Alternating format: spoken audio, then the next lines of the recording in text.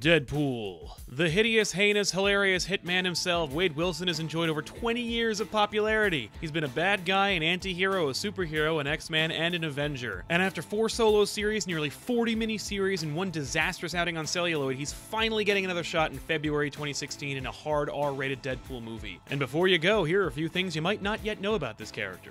By now, everybody's heard the story of Deadpool's connection to Deathstroke the Terminator from DC Comics. But in case you haven't, reportedly in 1991, upon seeing Rob Liefeld's design for the Deadpool character, co-creator Fabian Nicieza contended it was practically a ripoff of the DC Assassin. But what you might not have known is that Deadpool nearly made an appearance in the DC Comics universe. It was in 2006 when occasional Deadpool author Joe Kelly wrote Superman Batman Annual No. 1, and introduced a pretty familiar antimatter universe version of Deathstroke, who bared more than a few resemblances in look and personality to the Marvel Merc with a mouth. Sigmund Freud might have a few things to say about Deadpool's quirky and often macabre sense of humor. Apparently, the young Wade Wilson's father often told bad jokes before ultimately abandoning him to the care of his alcoholic mother.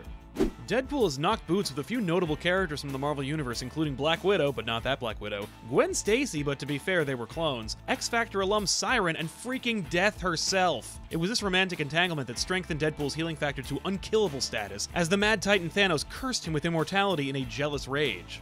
Surprisingly enough, Deadpool's sexual orientation has been the subject of controversy over the last 2 decades. According to co-creator Fabian Nicieza, Deadpool is omnisexual, meaning he has a diverse sexual propensity. Quote, "I've been dogged with the DP sexuality questions for years. It is a bit tiring. He is no sex and all sexes. He is yours and everyone else's, so not dismissive, but rather the epitome of inclusive." Kingdom Come and Daredevil author Mark Waid was one of the few writers to tackle the Deadpool character in his 2nd solo series. Unlike most comic authors, Waid had a rather different opinion of the Wolf of the Rice Wine. Quote, "Frankly, if I'd known Deadpool was such a creep when I agreed to write the miniseries, I wouldn't have done it. Someone who hasn't paid for their crimes presents a problem for me."